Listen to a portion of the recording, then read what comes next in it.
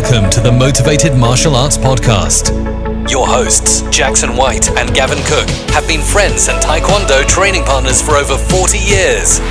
This podcast will bring you a mixture of their life stories, martial arts, and business experiences to motivate you in life and throughout your martial arts journey. Adding in a mixture of inspiring interviews and some of the best traditional martial artists around today. So over to your hosts, the Motivated Martial Artists. Welcome to the Motivated Martial Artist Podcast with me, Jackson White. And Gavin Cook. And today we're going to be talking fighting disabilities with somebody that I've seen around the Taekwondo circuit for a number of years now, both nationally and internationally, doing his martial arts, performing his patterns, but always with a smile on his face.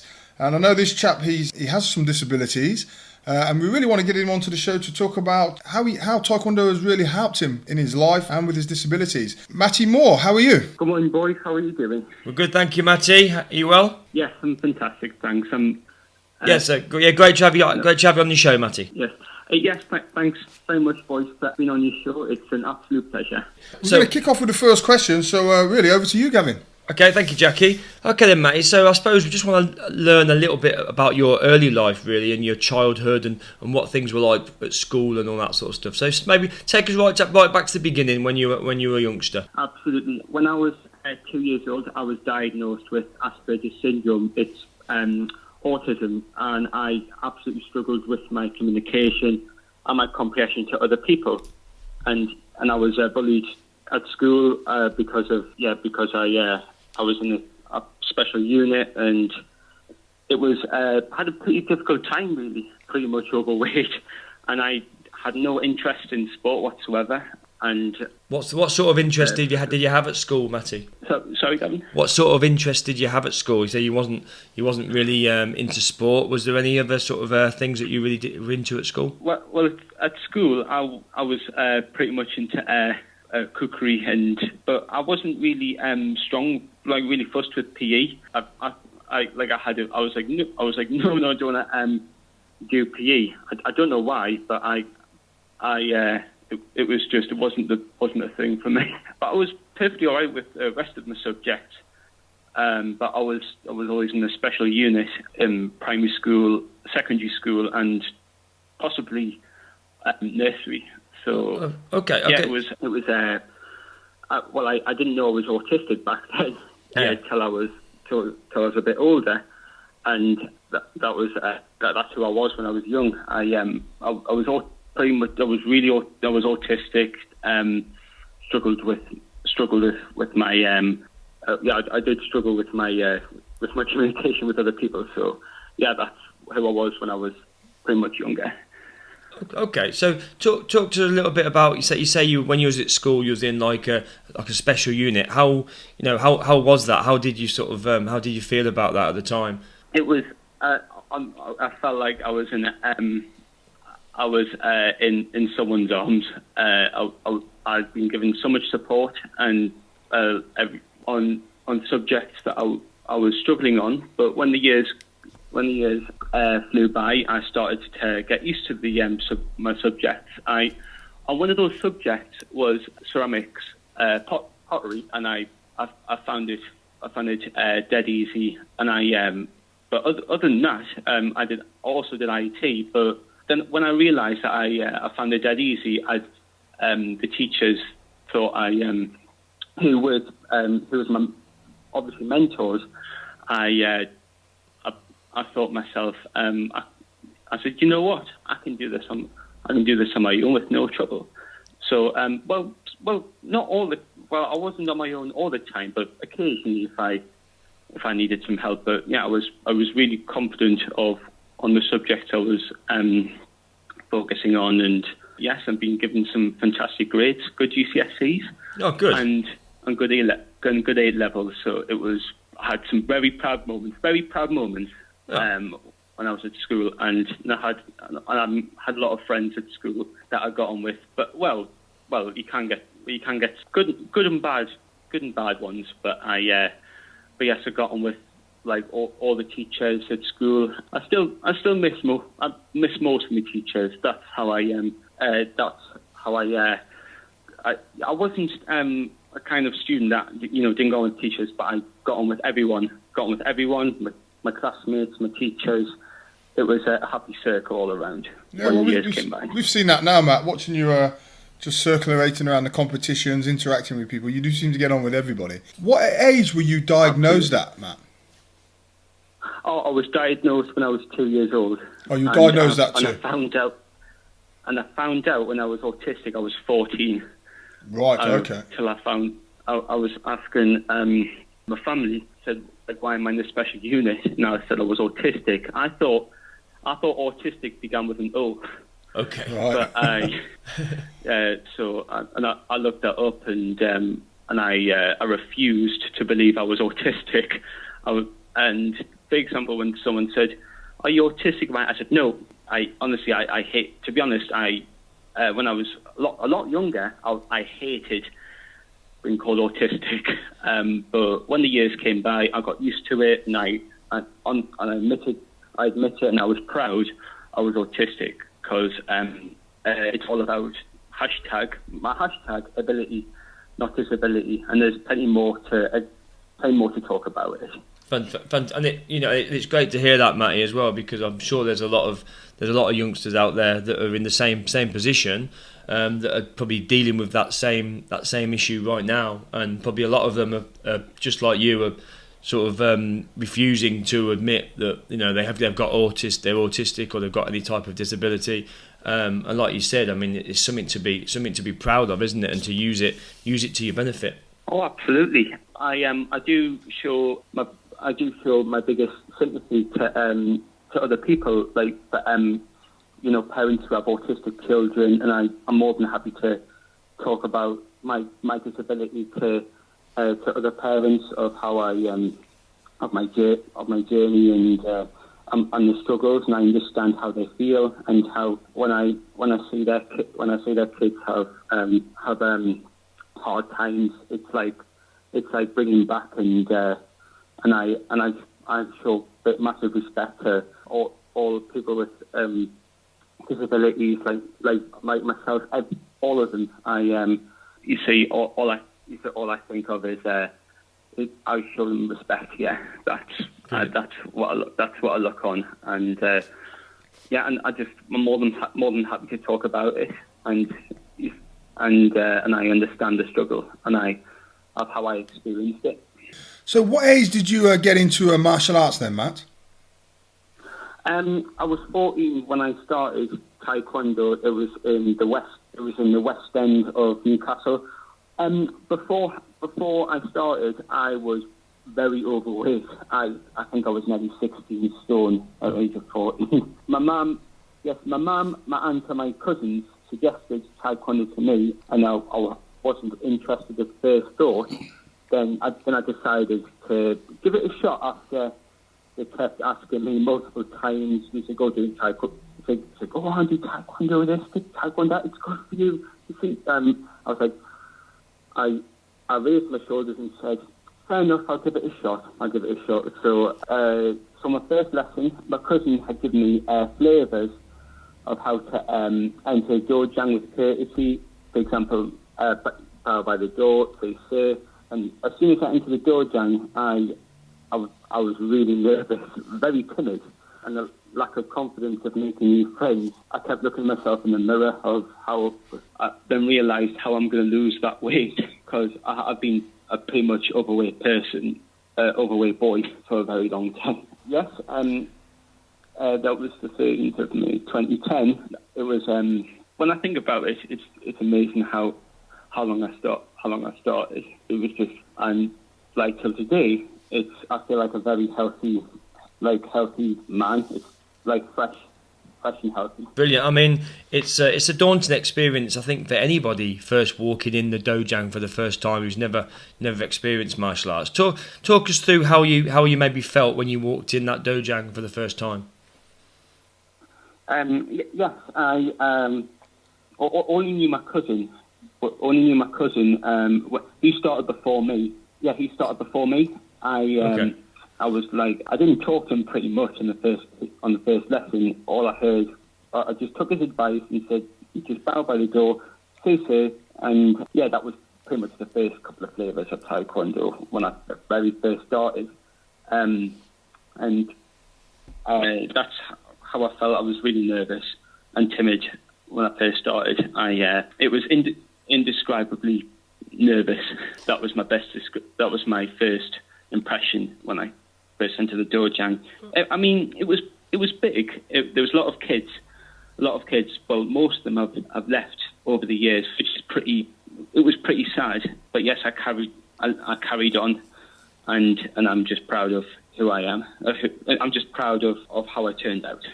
Fantastic. I mean, you're certainly known for your on the TAGB circuit as a pattern expert, I would say, certainly in these days. I mean, when you first walked into the dojang, obviously, I'm assuming there were people probably doing patterns and stuff in there. How did you?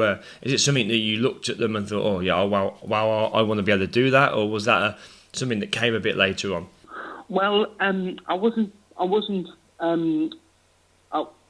really bothered with. Well, as a white belt, I wasn't really bothered of how of if it was like sparring or patterns. I learned something new every day, and I really enjoyed it. I think it was 10 minutes before the lesson started. I was really nervous, and afterwards I was like, bring it on. So I started. I think I started line work. Jogging the spot, throwing a few jabs and some walking stances. Did a bit of Sarji Taruki, number 1, number 2. Then I think that was my first. That was my first thought and patterns. And on my first grading, a lot of people when I went past looked at me and they slowly, gently nodded to me. Well, obviously it wasn't a grading, yeah. They didn't say to me that was great. It just they've given me signals. Oh, that was good. I said that was great. That was great. First grading. I didn't realise that Grandmaster Oliver was my first examiner. Then over the years, it was Grandmaster Sergiu who was our area rep. I think it was till 2018, because we were known as Central England North. Yeah, we were Central England North, and then Grandmaster Oliver was our area rep again, but since 2017, 2018. Okay. Yes, I was during my grading times. I wasn't nervous at all. I was delighted. I was proud of performing my patterns, and I wasn't for sparring. I was pretty lost my thread there. No, it's okay. So obviously you talked about your patterns. So sparring, how do you feel when you get your sparring equipment on? You see, I'm not as a sparring person myself, but when it comes to a grading as a blue stripe, you have to spar, and I never refused. I never ever refused not to spar. Yeah. I have to because it's a grading. You have to spar, but generally, I was scared of hurting my opponent. I'm scared in case I hit my opponent uncontrollably. If I throw a punch, it could be.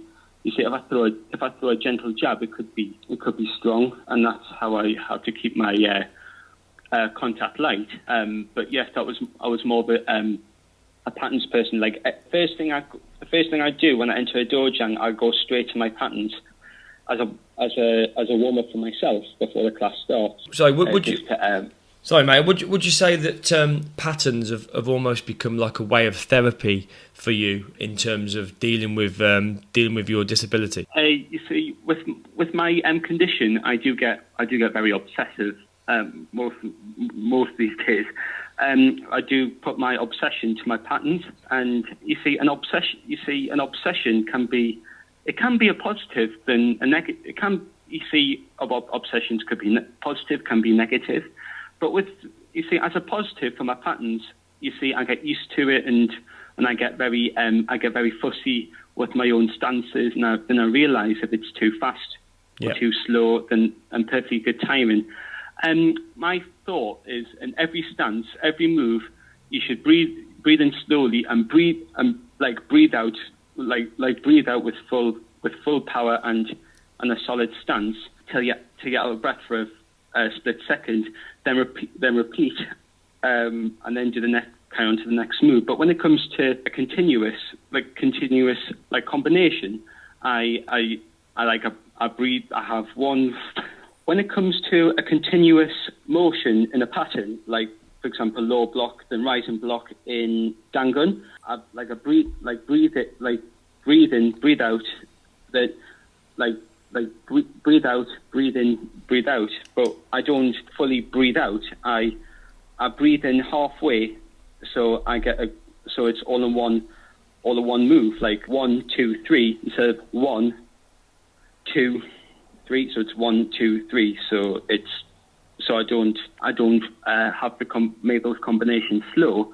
I make it slow, but with full movement. So if a photographer was taking pictures of my moves, I make sure it's in full movement. So, for example, if it was Dangun, you could take 24 pictures of my pattern. So just to make sure that all those moves are in perfect shape. The stances, the blocks, or it could be more than 24 if it includes chambers with my blocks. And that's how I make sure my pattern is in perfection before I do anything else. For example, if I feel like I'm ready to compete, then I'd say, right, I'm ready to go. Bring it on. Good stuff, Matt. Matt, just a quick one. So, how would you summarise that martial arts has helped you in your day-to-day life? Well, sorry, Jackie. Do you mind if you repeat that again, please? Yeah, sure. Okay. Yeah, go again. That's okay. So, how has martial arts helped you with your disability in day-to-day life? Well, over the years, I did struggle with my communication comprehension. That was before I started Taekwondo. But during my time in my Taekwondo years, it completely turned things around. I started to talk more and got on with my family and friends. Then I was focusing more on my on what I was doing in training, and I made a lot of new friends over the years. Not just at school, but I got on with my. I communicated with my. With your friends at Taekwondo? Yes. So over the years, when I was like during my Taekwondo years, I completely changed my turned over.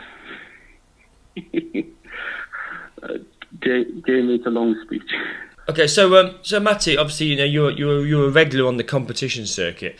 Obviously, we've certainly seen I've sat there and watched your patterns, and some of the patterns and some of the kicks, especially your twisting kicks these days, are absolutely awesome. Way better than I've ever managed to be able to do, and same with Jackie probably. Yeah, but that's no endorsement really from Gavin, because he can barely kick above his weight. So, talk just a little bit more about how you got into competitions. Well, as I said before, I wasn't particularly bothered of what I was doing during my time in lessons. Then one of my instructors asked me if I could compete, and I said, "Do you really think so?" So I gave it a go. Do you really think so? And I thought myself, fair enough, I'll give it a go. So my first competition ever was the Scottish Champs in 2011. Okay. And I was a green belt back then. A green belt, and I that was in Motherwell in, I think, what's it called, Ravenscraig. That's it. Centre. Yeah, that's the one. Yeah, Ravenscraig Centre. Honestly, I had no idea about the competitions. All I saw was areas with a lot of officials, and that was my first ever view of a competition. And then I realised I should have run through my pattern. I never warmed up. Okay. So I thought myself I'd just wait till the pattern starts. Like simple as that. Yeah. So when it came to patterns, 1-0 was my first competition pattern ever. Then I had no idea where to start. Like my starting position, so I started the very centre of the area. Instead of the back of the area, because that's the diagram of 1-0. You start from the back, you go it's like a letter T, like the diagrams. I think it's like a letter I. Okay. Letter I. Yeah. That's the diagram. But I started in the middle and I crashed to the judges. Right. Okay. When it came to the fingertip thrust, I was too fast. I had the same tempo each move, and I had a really low score, and I wasn't impressed with my own performance. No, but I think that's the same for everyone, though, Matty. I mean, you go in your first competition. You know, most people fail miserably in their first effort, but that's the learning curve, isn't it? Absolutely. With the sparring, I was really nervous. It wasn't a very good start for sparring. I was very nervous. There was only 2 competitors in my division, only 2, and I got destroyed 10-0 because I was devastated because well, for sparring, I was absolutely nervous. I as always, when it comes to sparring and training, I kind of like scared of, in case I throw my attacks on my opponent that could be uncontrollably. I don't want to hurt my opponents. That's the most important thing. Of course. So then I got destroyed 10-0. I was absolutely devastated. My club was delighted for me, and because I won silver, but there was only two competitors in my division. Right. Okay. And personally, I thought that silver wasn't worth it because I got smashed 10-0, and there was only 2 competitors in my division. So that was my first ever competition, first medal in the competition. So that was the Scottish champs. And the following year, the second comp was the Lancashire champs, and I was a blue stripe then. The patterns was exactly the same as the Scottish. About timing, the same tempo, each move, and low score. So it wasn't as good. For sparring, I was much better than I was at the Scottish. I drew 2 apiece, but I lost at sudden death. And again, there was only 2 competitors, so I won another silver. So it was 2 silvers overall in 2011. Then between 2011 and 2015, I wanted to compete, but it was a lot of GCSEs to focus on at school. But on the other hand, I wanted to compete again, but there was other important stuff to focus on. Yeah, just on that, Matty. Obviously, you talked about your first couple of competitions that you didn't do too well on them. What was the driving force or your motivation to really want to keep competing? Because a lot of people in that situation, as you well know, they go in there, you lose a couple of competitions, and they're like, oh well, I'm not doing that again, and they tend to throw the towel in quite early. You know, what was the sort of driving force behind wanting to really, knuckle down and do well? Well, for myself, everyone all of us have different competitors we face. Honestly, we're all completely different to each other, like different personality and different techniques. A comparison with each other. Of course. So between the years before I went back to competing in 2015, I can talk about 2015 later on. Yes, I've focused on my patterns and my sparring, but there was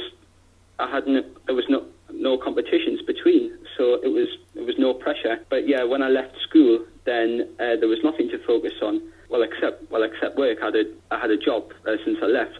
But on the other hand, when I thought about going back to competing again, then I started to build up my knowledge, and I started researching on patterns and sparring looking on YouTube, like big stars of patterns performed by massive stars like RJ,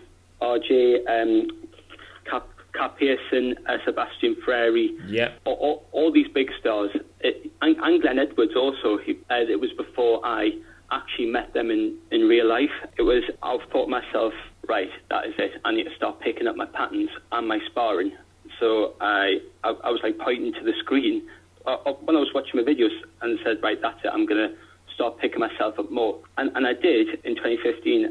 Then I started to realise I was getting stronger, like time after time. My first few videos of researching, to be honest with you, my first videos that I watched patterns and sparring was at the Lancashire Champs in 2013. Okay. That was Obviously, that was in 2015, but I watched it in the past, and I was a first dan back then, and I was looking on Gaybeck, looking at particular moves that I'm struggling on. I can oomph my moves, and then I went to the Lincolnshire Championships.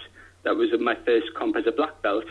After 4 years, it was 4 years since I competed back then, and I never earned a medal in patterns, so I got a bronze in patterns, and I never thought of becoming a destruction champion on my first comp as a black belt, and it was a really proud moment when I got back to competing. It was incredible. Great stuff. No, good. Matt, you talked about you mentioned your job. And what do you do? What do you do for a living? Is that of interest? Currently, I am a barista at Costa Coffee. I've now worked for nearly 3.5 years now. And what Taekwondo really helped me was my communication and comprehension to other people. And I'm always on till, chatting to customers, and it really gained my confidence of communicating with customers. And I was really nervous, like I wasn't really confident of talking to other people. But since I started Taekwondo, it really I overcame my disability and overcame my autism, and I absolutely enjoyed. I really enjoy communicating with other people, and my skills at Costa is developing. I'm proud of what I'm working at and who I'm communicating with, customers, colleagues. Yeah, it's been fantastic. Well, it's really good. I mean, you're sort of overcoming some of your fears, aren't you, by being in that customer-facing type of role. I mean, certainly when we see you on the TAGB circuit, I'm sure Jackie will agree. Every time we see you, you've always got a smile on your face. You're always walking around chatting to everybody, and everyone knows Matty. I've met a lot of people. I think it was the Midlands Championships in 2015 in July. That was the moment that my Taekwondo family tree began to sprout. It was like I was in the Hall of Fame, the Song Hall of Fame, and the world's going to know your name. Yeah. You're in the Taekwondo Hall of Fame. It was just like all this time. I've been doing a lot of my research on patterns and sparring that really helps my patterns. I kept going to my to the big stars of the TAGB, and how what a massive help they are when I see their patterns and sparring, and I've learned from them, and it led me of being in the top 3 in competitions. I have competed with big stars in patterns and sparring. It was the proudest moments I've ever lived at, and at the end of the year, I realised that I was safe in their arms, and I got on with them got on with my Taekwondo family very well. It was just you see, when you're feeling down in competitions, when you've lost in the division, or you're very unlucky and you're feeling down, there's always someone around in that venue that be here for you, and someone to pick you up, to pick you up and give you that boost that you need sometimes. Oh, absolutely. When you're alone, and you see, if you travelled on your own, honestly, you're never alone in that venue. There's always someone who'll be there for you, and they tell you how great you are, and how they felt when they've lost, and when a few of my friends has given me comfort. It was like I'm part of. I'm proud to be part of the family and be in their arms. Yeah, and that's what I think martial arts brings, that fantastic family environment, lots of close friends, lots of shared experiences. Just before we wrap things up, Matt, the final question, and we ask this to most of our guests: what motivates you to get up in the morning? When it comes to training or going to or travelling to a comp, I always, the first thing I see in the morning is my big cabinet full of my trophies and medals, and it really umps me to be aiming for the top 3, and the most important thing in life is train as much as you can, and perform like you're in the top 3. Oh, fantastic, Matt! That is so inspirational. It's unbelievable, and I think many of our listeners are going to really benefit from some of your insight and some of the thoughts that you've put down this morning. I think we're going to wrap it up there. So I'd like to take this opportunity to really thank you for coming on and talking, about a difficult subject. Personal subjects are always very difficult. But as I said previously, some of our listeners will really take inspiration from your thoughts and your conversation today. Yeah, absolutely, and some of the maybe not necessarily some of the students, some of the parents who have maybe got children that have got autism or got Asperger syndrome, that are maybe thinking, well, what sort of sport could my child do when they're struggling at school, or they've maybe not taken to football, or they're struggling with certain elements of school. It'd be nice, an insight for them. Maybe it's the type of sport they should be looking at doing. I hope you all enjoyed this week's episode of the Motivated Martial Artist podcast. Don't forget to check out our Facebook page and our Facebook group, the Motivated Martial Artist podcast. And don't forget also the Motivated Martial Artist Instagram page. So head along for some extra content, interviews and much more. So until next week, it's bye from Jackson and Gavin, the Motivated Martial Artists.